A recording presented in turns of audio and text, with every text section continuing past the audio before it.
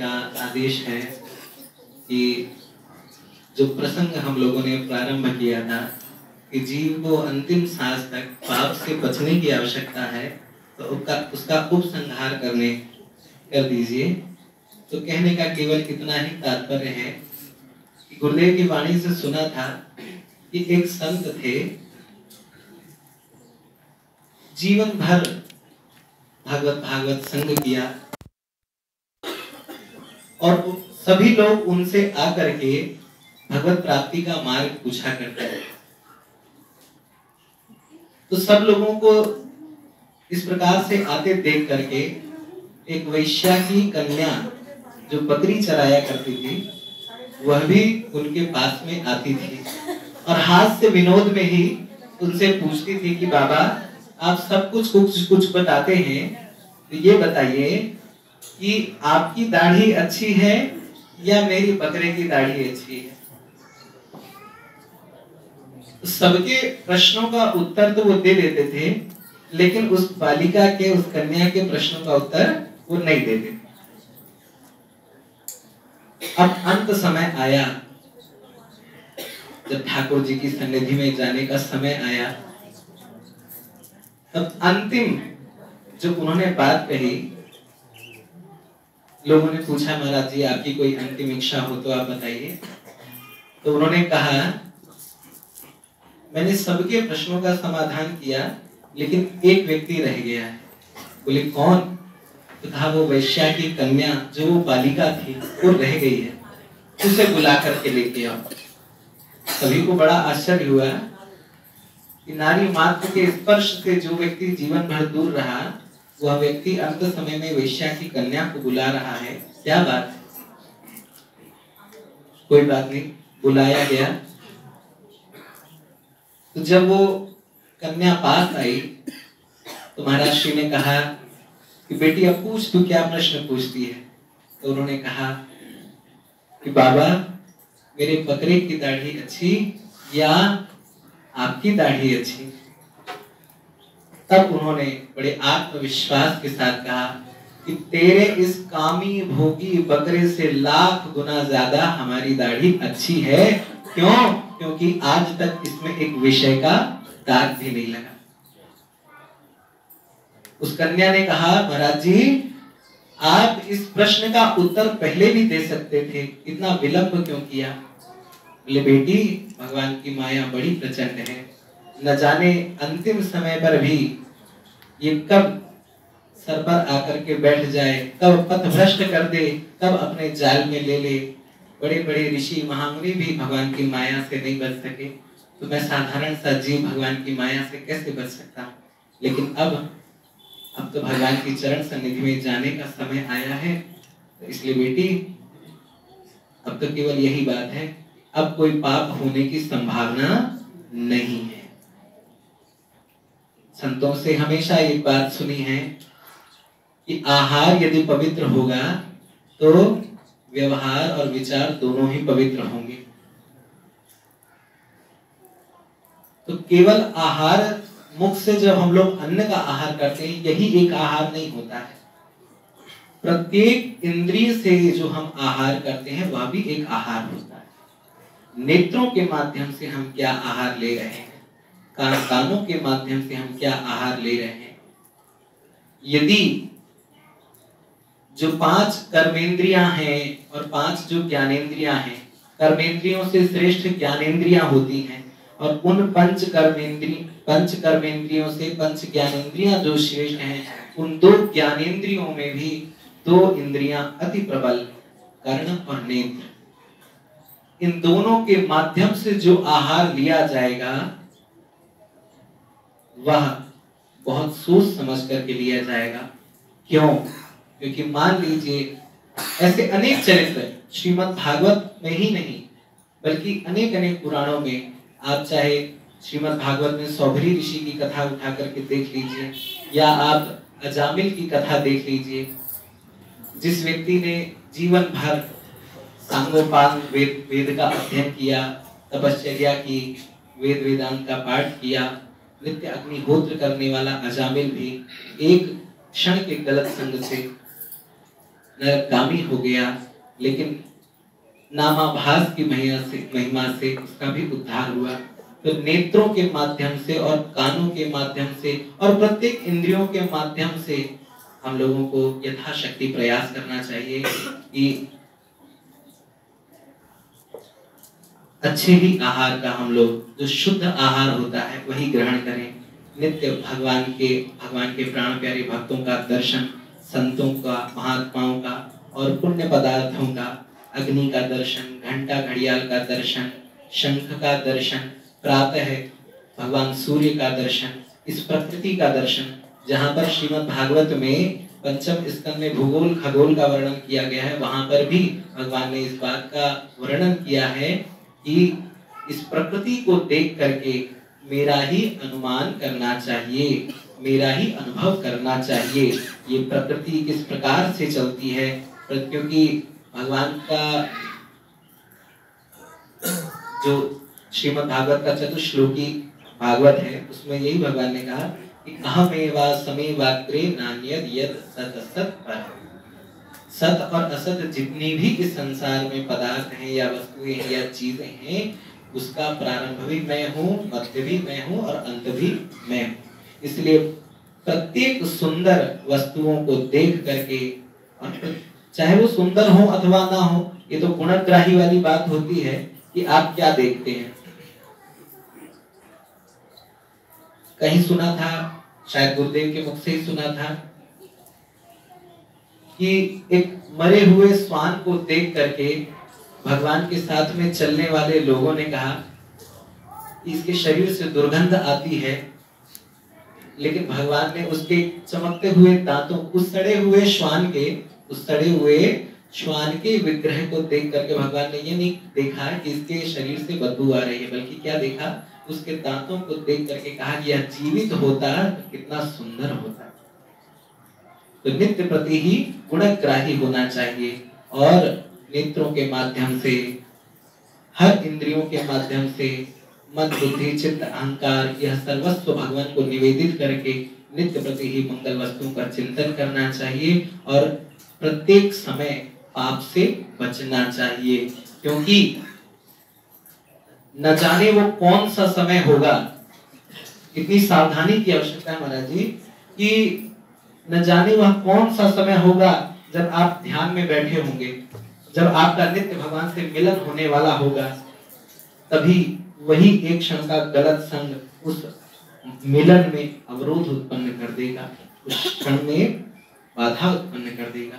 इसलिए प्रत्येक इंद्रिय के माध्यम से हमेशा ही भगवान और भगवान के मंगलमय स्वरूपों का दर्शन और कानों के माध्यम से भगवान की नित्य लीलाओं का श्रवण, क्योंकि ये जो भगवान की नित्य लीलाएं हैं, ये भगवान के स्वरूप का, भगवान की लीलाओं का दर्शन कराने का एक माध्यम है, जो हम लोग महापुरुषों के माध्यम से सुनते हैं कि भगवान की लीला में प्रवेश कराने का एक मार्ग है। तो कहने का अर्थ और निष्कर्ष यही है कि जितना हो सके उतना हम लोगों को पाप से बचना चाहिए, अनजाने में भी कोई पाप ना हो।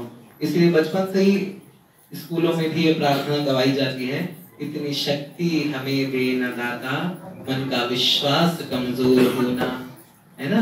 आप सभी लोग तो जानते ही होंगे। बस इसी बात के साथ में अपनी वाणी को विराम देते हैं और महाराज से निवेदन करते हैं कि वो अपनी वाणी से हमको भी कुछ सुना दे, क्योंकि हम तो इन्हीं का जो प्रसाद है वही पाने के लिए आए थे। वो तो आप लोगों की इच्छा थी, तो इसलिए जो भी ठाकुर जी की प्रेरणा से निकला, ये भगवान के जी चरणों में ही समर्पित है। श्री राधे।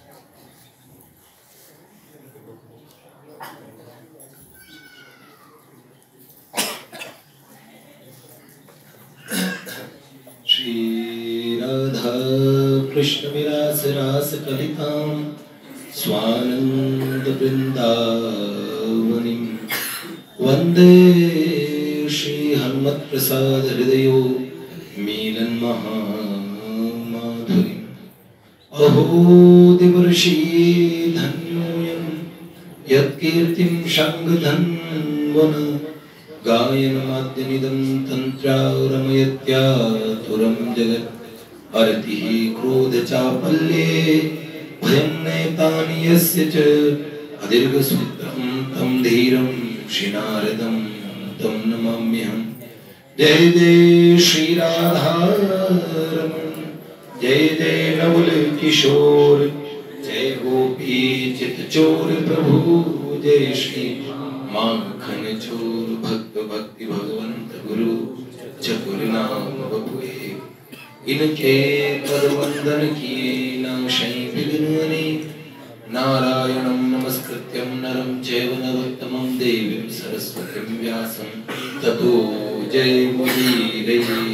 श्री लाडली लाल की जय, भक्तवत्सल भगवान की जय, परम पूज्य बाबूजी बाबा की जय, देवर्षि नारद जी महाराज की जय, श्रीमन्नारदीय निकुंज की जय, सब संत भक्त वैष्णवन की जय, परम पूज्य मलुक पीठाधीश्वर जी महाराज की जय।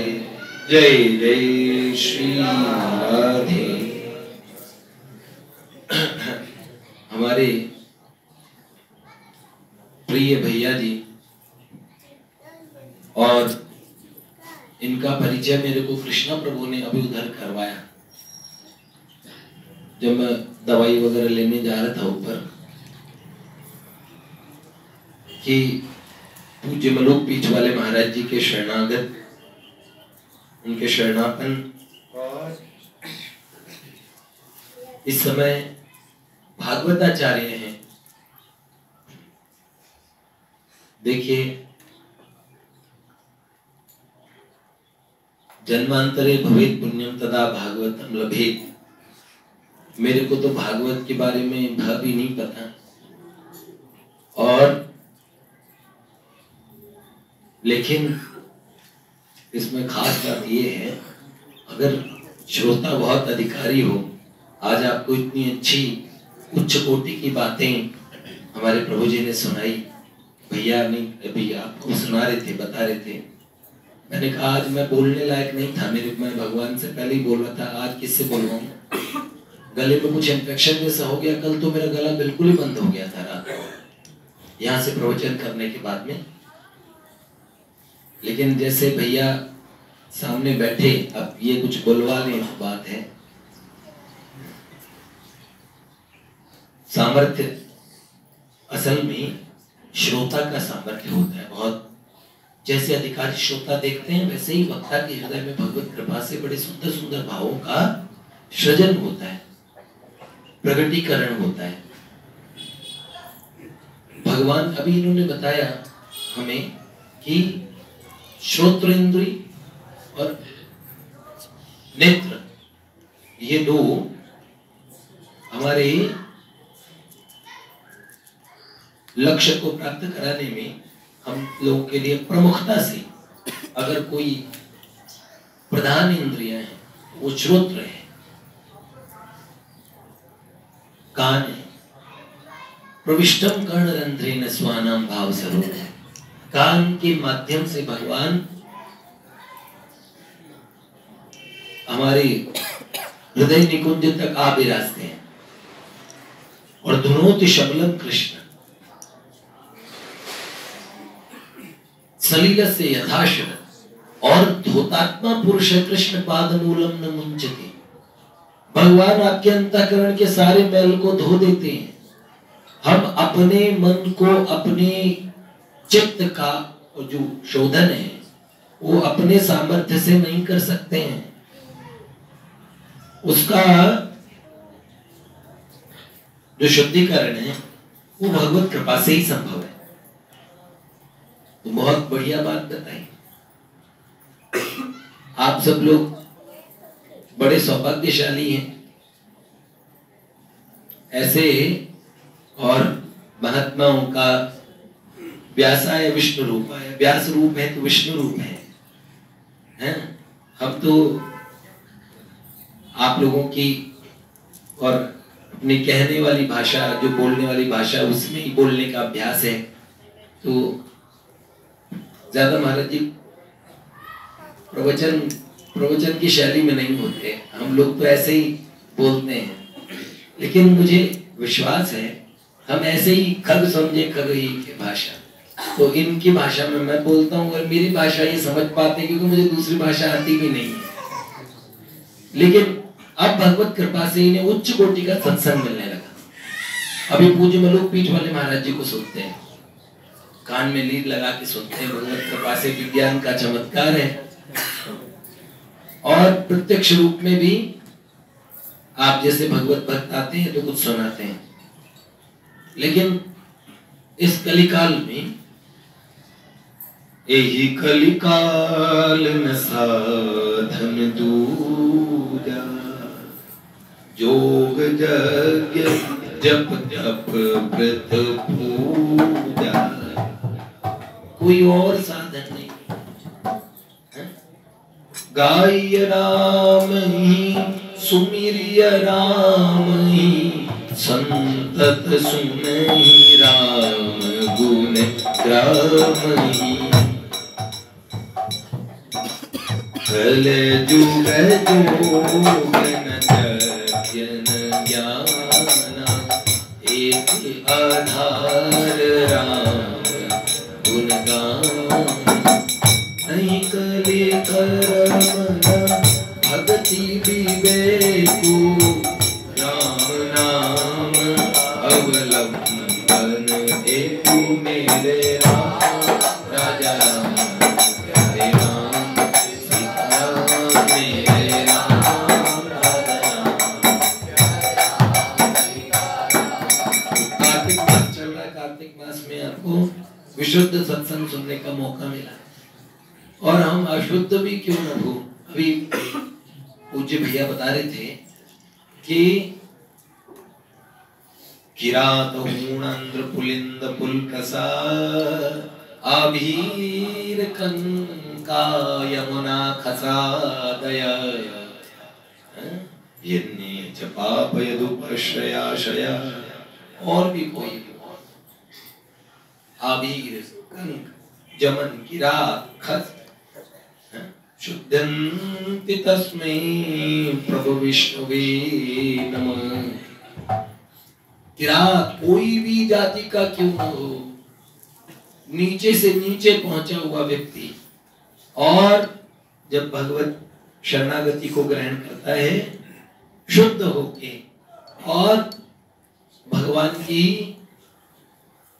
नित्य सन्निधि में जा विराजता है। क्यों? आभीर जमन किरात खस, स्वपचादि अति अघरूप जे, स्वपचादि अति अघरूप जे। कहे नाम बारिक ते पिपावन, हो ही राम नमामि ते, हो ही राम नमामि ते। भैया आज मेरा बोलने का सामर्थ्य तो बिल्कुल भी नहीं है। आप लोगों ने प्रवचन सुन ही लिया और अब ठाकुर जी के शयन दर्शन की तैयारी चल रही। भैया वगैरह ने प्रसाद भी नहीं पाया, वृंदावन से चले मयूर विहार में। किनके यहाँ पे? अच्छा, आपके साथ में दो माता जी आई हैं। वृंदावन से ही आए आप लोग? छत्तीसगढ़ से। बहुत बढ़िया, बहुत। तो भैया भगवान को, जो भक्तों को प्रसाद में विलंब हो, भगवान को ये भी अच्छा नहीं लगेगा। अपने लोग जो भगवत चरित्र चल रहा है उसमें पूज्य भाई जी का चल रहा है, लेकिन अभी बीच में कार्तिक महात्म्य के ऊपर कह रहे थे, कल इस विषय में चर्चा करेंगे। कार्तिक महात्म्य की जितनी हमने आपको सुनाई, कल उस विषय में आगे बात करेंगे।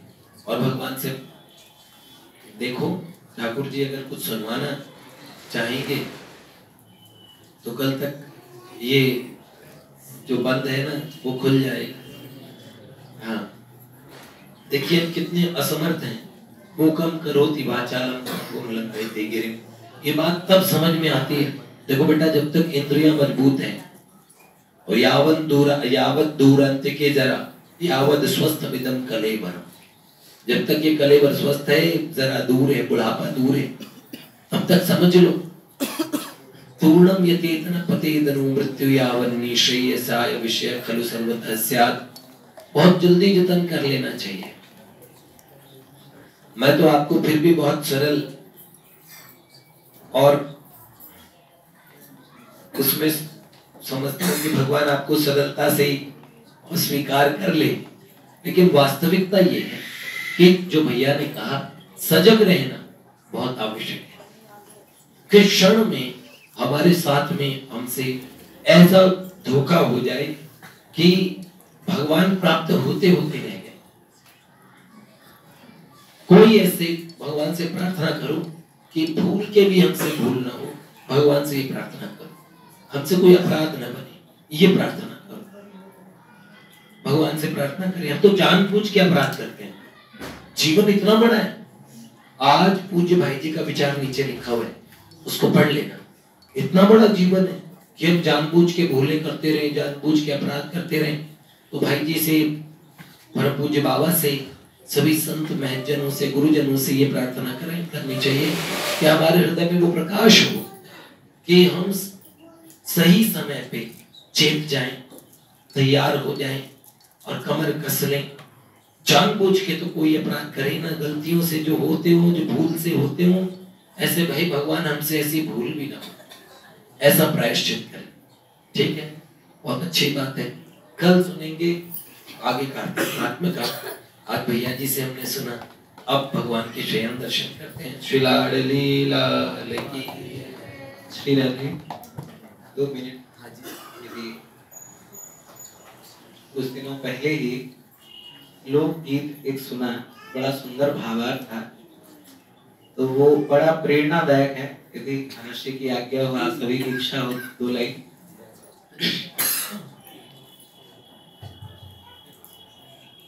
भजन कर मस्त जवानी में बुढ़ापा किसने देखा है। भजन कर मस्त जवानी में बुढ़ापा किसने देखा है। बुढ़ापा किसने देखा है। जितने जो लोग यंग हैं उनके लिए बात है, बाकी जो माताएं यहाँ पर, जो बुजुर्ग लोग बैठे हैं, उन्होंने तो अपना अनुभव हम लोगों को दे दिया है ना। तो इस भजन के माध्यम से सुनिएगा। भजन कर मस्त जवानी में बुढ़ापा किसने देखा है। बुढ़ापा किसने देखा। अब बुढ़ापे में क्या क्या होता है ये सुनिए। आँख से अंधे हो जाओगे, आँख से अंधे हो जाओगे, दर्द तुम कर नहीं पाओगे, दर्द तुम कर नहीं पाओगे। दर्द कर मस्त जवानी में, दर्द कर मस्त जवानी में बुढ़ापा किसने देखा है। बुढ़ापा किसने देखा है। भजन करो मस्त जवानी में बुढ़ापा किसने देखा है। बुढ़ापा किसने देखा। और अगली बात, जिनके नेत्र अभी हैं तो वो दर्शन कर लो, है ना, फिर बाद में चश्मा लगेगा। महाराज जी कह रहे थे ना, हमारे पास वाणी नहीं, हम तो आप लोगों की भाषा में बोलते हैं, इसलिए हम भी आप लोगों की भाषा में बोलते हैं।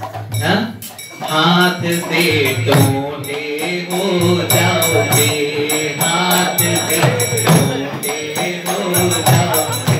टोटे समझते हैं ना, लगवा मार जाता है। ओ हाथ से टोटे हो जाओगे, हाथ से टोटे हो जाओगे, सेवा तुम कर नहीं पाओगे, सेवा तुम कर नहीं पाओगे। हाथ से टोटे हो जाओगे कब? यदि सेवा नहीं करोगे तब। इसलिए जो हाथ भगवान ने दिया है, उससे भगवान की सेवा, माता पिता की सेवा, संत जनों की सेवा है ना। और फिर इस कलयुग में सब धर्मों में श्रेष्ठ केवल एक ही धर्म बचा है, वो है दान धर्म। हाँ, दान धर्म। इसलिए अपनी कमाई हुई पूंजी को यदि शुद्ध करना चाहते हो तो उसका 10वां हिस्सा धर्मार्थ कार्य में लगाओ, है ना। इसलिए दान करो मस्त जवानी में, दान करो मस्त जवानी में, बुढ़ापा किसने देखा है, बुढ़ापा किसने देखा है। भजन करो मस्त जवानी में, भजन करो मस्त जवानी में, बुढ़ापा किसने देखा है, बुढ़ापा किसने देखा है। होठ से गूंगे हो जाओगे, होठ से गूंगे हो जाओगे, भजन तुम गा नहीं पाओगे, भजन तुम गा नहीं पाओगे। तो भजन गाओ मस्त जवानी में, भजन गाओ मस्त जवानी में, बुढ़ापा किसने देखा है, बुढ़ापा किसने देखा है। भजन करो मस्त जवानी में, भजन करो मस्त जवानी में, बुढ़ापा किसने देखा है, बुढ़ापा किसने देखा है। अब इस पंक्ति की आखिरी लाइन, इस पंक्ति की आखिरी लाइन, पैर से लंगड़े हो जाओगे, पैर से लंगड़े हो जाओगे, वृंदावन जा नहीं पाओगे, वृंदावन जा नहीं पाओगे। और ध्यान दीजिए, परिक्रमा करो मस्त जवानी में, परिक्रमा करो मस्त जवानी में, बुढ़ापा किसने देखा है, बुढ़ापा किसने देखा है। भजन करो मस्त जवानी में, भजन करो मस्त जवानी में, बुढ़ापा किसने देखा है, बुढ़ापा किसने देखा है। अगर ये भजन कुछ प्रेरणा देता है तो जाते जाते ठाकुर जी का नाम अमृत पीते जाइए। दोनों हाथ उठाकर के बड़े प्रेम से गाइए, हरे कृष्णा हरे कृष्णा कृष्णा हरे हरे, हरे राम हरे राम, हरे हरे, हरे कृष्णा हरे कृष्णा, कृष्णा हरे हरे, हरे राम हरे राम,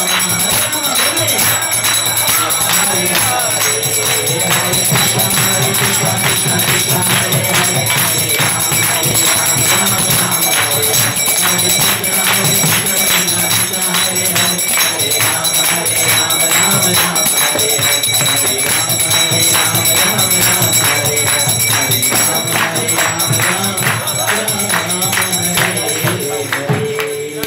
जय जय श्री राम।